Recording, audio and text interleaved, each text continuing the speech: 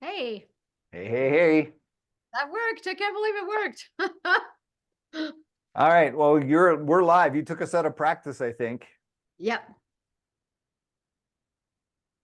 All right. So people are starting to file in. Can you see the attendees tab? I can. Okay. You know what? I think I'm just gonna let you guys introduce yourself because I don't want to steal any of your moments. So I would just maybe give it a minute. It looked like there was mid 30s or so in that room. So once you get up to about actually maybe there was more like 40 some odd. 33, I think. Was it? Okay. So yeah, once those numbers stop climbing, then you can just kind of dive in and get going. And I'm here if you need me, but I'm gonna mute myself and I will stop my video and I'll leave it to you guys. Anything you need? We're all I good, think we're Mike. good. We're good. All Thank right. you. I'm looking forward to this.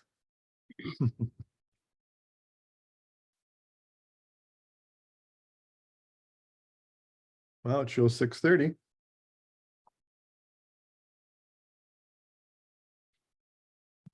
All right.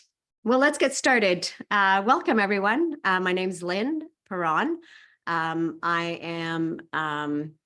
I'm the executive director of Imagine Institute, but I'm also married to this wonderful guy, Salvi Cammarata. We've been together for 20 years. Welcome to our living room. It's a pleasure tonight to spend the next 20 minutes sharing our story with you, hoping that it's going to maybe help some individuals who are either living with mental health challenges or living with someone and supporting them in their relationship. So let's get started. Over to you. Awesome. Welcome, everyone.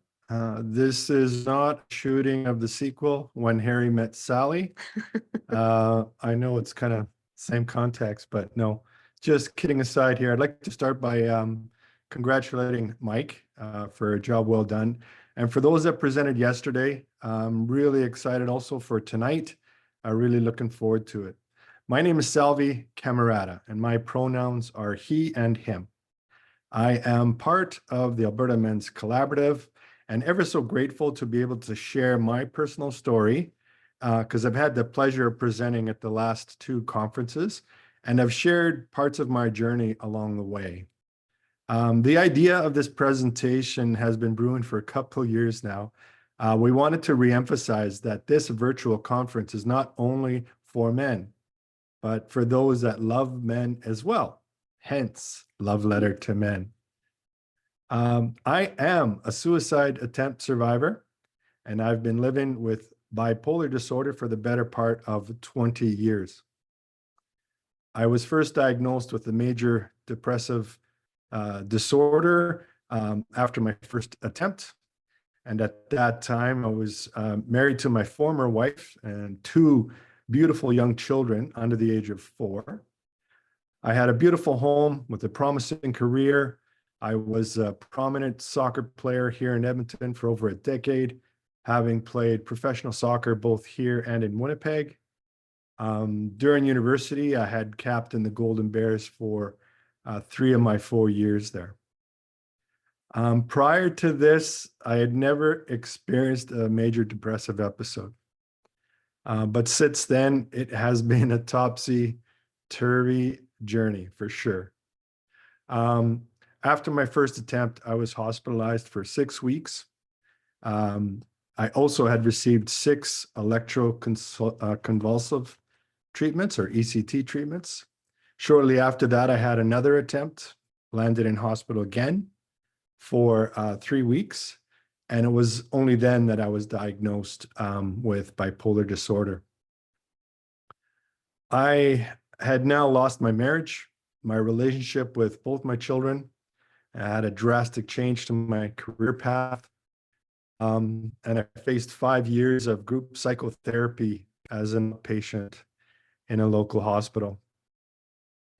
And then came Lynn. I met Lynn in 2004, and we've been together ever since. So when I met Salvi, he was, well, the very first time I met him, he was sort of on a high cycle, and that sort of continued. We got to know each other over the course of probably the next 6 months before we started dating. And I wasn't new to bipolar disorder. My former mother-in-law had lived with it her whole life until she passed away. And so I had some intimate knowledge of what it looked like. And it wasn't hard to recognize the signs in Salvi. But having met him at a time in his life when he was really sort of on that high, if you've ever seen somebody or known anybody with bipolar disorder, you know that that's a period in their life when they're really, they're invincible, they're on top of the world. Salvi was very chatty, which normally he's not. And so I was really drawn to that. So I saw some of the highest periods during those 6 months. And I also saw a major crash and a major depressive sort of episode. And so people often ask, like, why didn't you run at that time? Why didn't you leave? Or why did you get into a relationship knowing all of that? But by then I was in hook, line, and sinker, as they say. And so there wasn't walking away. So we started dating. And over the course of that first year, 18 months, Salvi started getting having contact with his children back. And I really saw a difference there. I think not being able to see his kids was a major contributing factor to some of, the depression he was experiencing. And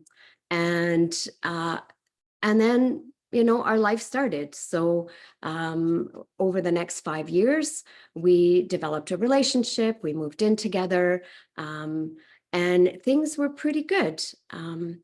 And then in 2009, I started a new job, as did Salvi, and we got married, and we bought a house, and so there was lots of stuff going on for us. And at that time, one of the epiphanies I had was that happiness and those really good moments in your life can also be a contributing factor to sort of activating a cycle.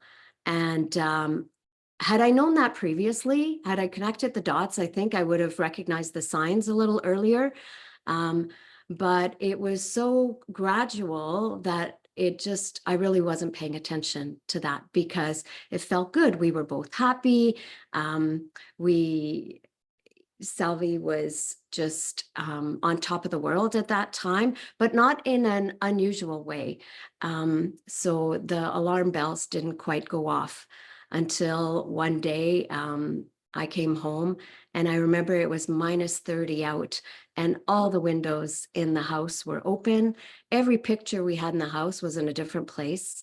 The music was blaring. Our neighbors had to come and tell us to turn it down. And and Salvi was just really not sleeping. And we went through, I think it was a period of about 3 months where he was on a major high, hypomania. And I think the hardest thing for me was really not knowing what to expect from day to day. I remember times when he wouldn't be sleeping, and at 3 o'clock in the morning, we'd both be sitting in the bathtub having a conversation. Sorry, you probably didn't need that visual. Anyways, but that seemed to be the one place where Salvi could just sort of talk about some of the things that were going on for him and really process. And I think one of the learnings I had in that moment was not to fight back and not to push back and try and control the situation, which I can be very controlling, which is my default. So, I really had to let go. So my strategy was to lean in and to just really jump in the bathtub and have those conversations, even if it meant that neither one of us was getting any sleep, because it helped me understand him. It gave me a little bit of a window into what was going on in his head, in his heart. And it was really hard to sort of, live those 3 months and get to a place where we found some stability. There were moments, I think we got married in 2009. So we've been married 15 years now. And I think during the last 15 years, there hasn't been those really big cycles, but there's been moments where I've started recognizing the signs. And so for me, every morning starts with, how'd you sleep? We've soon recognized that sleep was a major factor and a major contributor to mental health, and so became really important. I remember pushing you to get a CPAP machine for sleep apnea, and that made a huge difference. Oh, for sure. But just going back to, Lynn asking me every day, how did you sleep? I'd always say, with my eyes closed. I mean, how else do you sleep? I don't know. But yeah, the CPAP machine was a game changer for me. I think one of the biggest enemies or culprits I had, my kryptonite was sleep. And if it wasn't for Lynn, I mean, obviously sharing a bed, she saw that I had a disrupted sleep pattern, and it took me a little bit to kind of get used to, but now I cannot sleep without it. And as I said, it's a complete life changer for me. I think it highlighted for both of us the need for paying attention to the body as well as the mind, and that there's this really strong connection between both.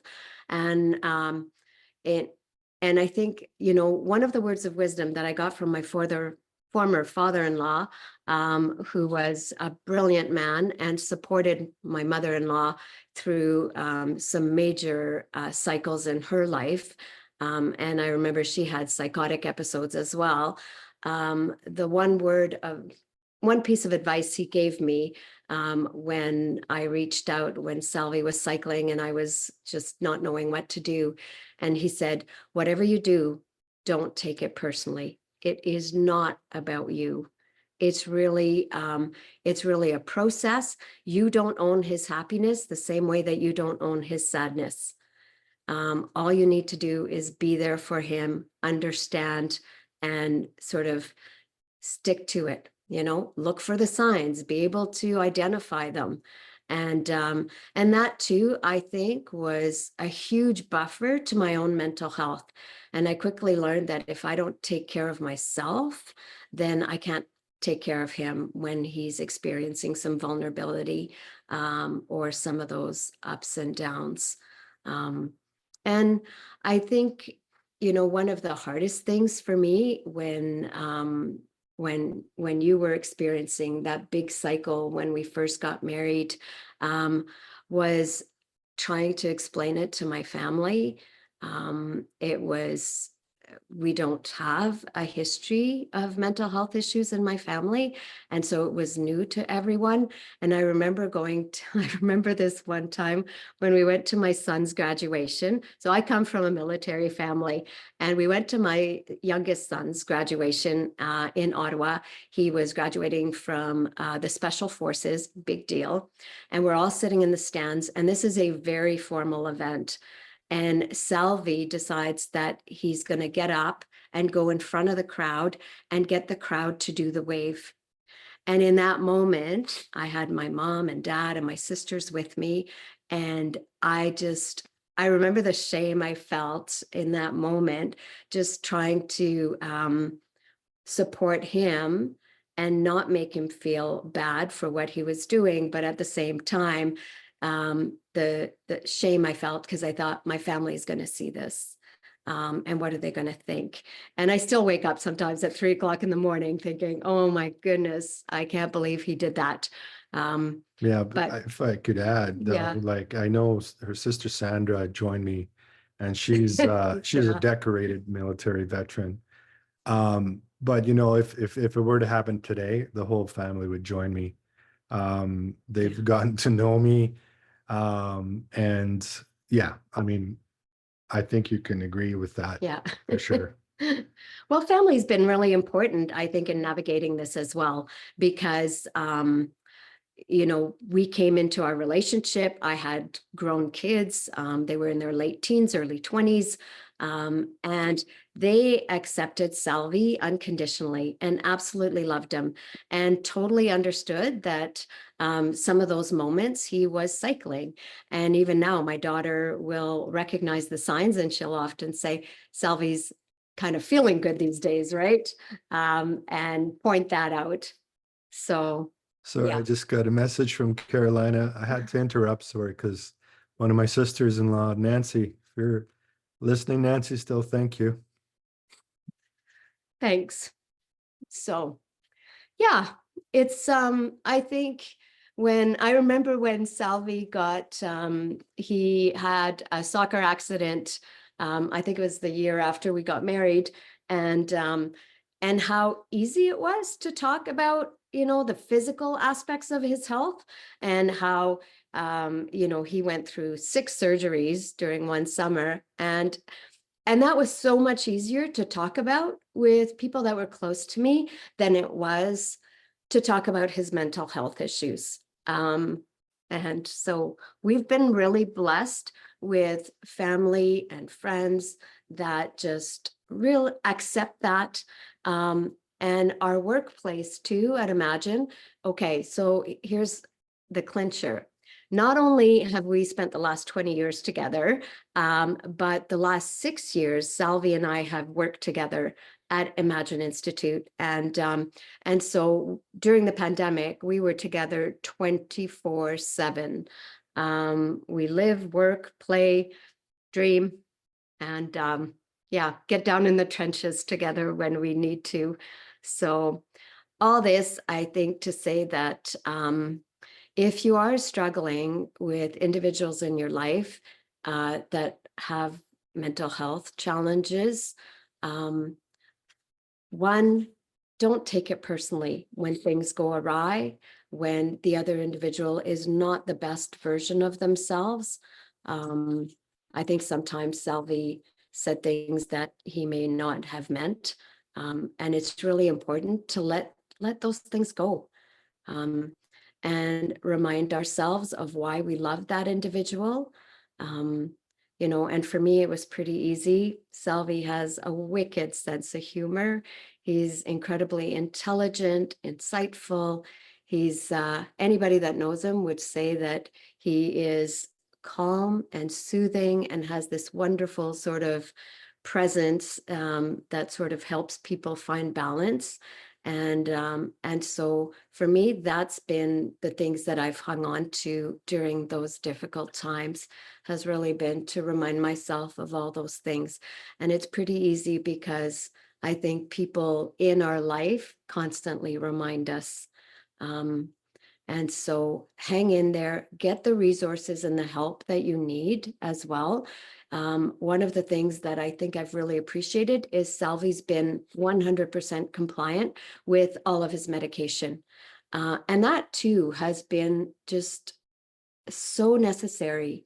So many people, I think, when you hit that high, right? It's so hard to just say, I want to feel different. I'm going to feel differently. When you're on top of the world, you feel invincible and the light, you know, the world is your oyster. To kind of say, I need to take a pill to help me find some balance. I remember Salvi putting a $5,000 deposit down on a car that was way beyond our means. And we lost that deposit, you know, which is not uncharacteristic from people that live with bipolar disorder. So there was a lot of those moments that we really had to just find some grace with each other. Because it wasn't just him that wasn't the best version of himself. Sometimes it was me too, you know.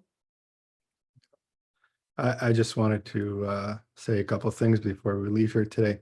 The importance of laughter. I see Greg Kettner's going to be presenting tonight.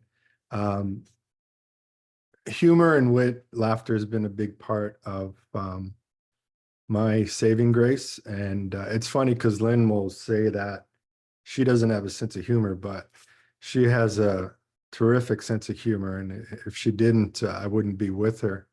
And it's just been a big part of who we are. So we're grateful for that as well. Also wanted to mention earlier, Lynn made reference to, the fact that happy, it's kind of like, the saying I think is misery begets misery, but happiness for me gets happiness. So when good things happen, I get easily excited and just kind of taken away by it. And my point here is that it's been really hard for the last 20 years to kind of rein in my true personality because I think with the medications, the mood stabilizer, that kind of thing, I at times don't show my true self because I'm scared, because I'm fearful of, me getting into a higher cycle. So there's a question around sleep and Mhm. how that's really, what did that look like for you? And I can say that when we first moved in together and started sleeping together, I had major pillows between us because Salvi would play soccer in his sleep. So it was really dangerous. And so I didn't want to wake up with bruises or anything because he didn't sleep very well. And he was so agitated. Once he got on that CPAP machine and got used to it, it was night and day. He has not had, in 15 years, well, 14, he has not had a major cycle. So one, I think that's the sleep factor, but two, he sleeps better than I do now. He has the calmest nights ever. So I really encourage anyone struggling with this to get a little bit of a sleep study or do a sleep audit and make sure that you're getting the appropriate amount of sleep. So I think that's time for us. Is that right, Mike? That is pretty close. Anybody have any last questions that you're happy to drop them in the chat or in the Q&A? We've got our next session starting in 9 minutes, friends. So again, I'm going to kick you out of here in a couple of minutes, and then we'll go back to the lobby where you can jump into the next session with Julian, who will be sharing his story. And you guys, I love that I get to hang out with you outside of here as well, and I'm really looking forward to more of that. Yeah, that was super inspiring. I'm so glad that you decided to do this. I mean, Salvi, you and Wes were a cute couple, but I don't know. I traded up. You traded up, absolutely. We still have Wes. Yes, we still have Wes. We still have Wes. All right, friends. Well, if there's no other questions for Lynn and Salvi, and yeah, I'm pretty sure they'd be open to you reaching out afterwards. Yes. If you wanted to take a conversation offline. I know sometimes it can be a little challenging to. Oh, wait, there's a question. Somebody's asking what kind of medication, if you don't mind sharing, and do you think it's important to take medication? Yes, it's important. It's too long a list to tell you what kind of medications are wrong. There's other things happening as well, but for the most part, I've taken lithium for 20 years, which is a mood stabilizer. Yep. Great. Thank you. All right, friends. Oh, do you find exercise helps? Yes, it does. The thing here is it's not just any one thing, it's a combination of factors. Yeah. Everything contributes, but in my case specifically, sleep was number one, and then just having that balanced lifestyle and follow it regimentally. So. Yeah. Wonderful. Great question, Harold. And if anyone ever wants to have a conversation or more information, they can find both of us at Imagine Institute. Yep. And we're always happy to engage with people. And we have a lot of people on our team actually with lived experience. So on a lot of different topics. So what's the website for Imagine Institute? It's www.imagineinstitute.ca. And both our emails are Lynn, L-I-N-E, at Imagine Institute, and Salvi at Imagine Institute. So, yeah. Thanks, Wesley. Oh, Wesley is here.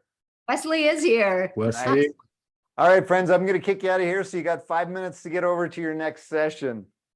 All right, we'll see you at the next session. Thank Thanks you. again, guys. Appreciate Thanks, you everyone. spending Thank the you. time with us.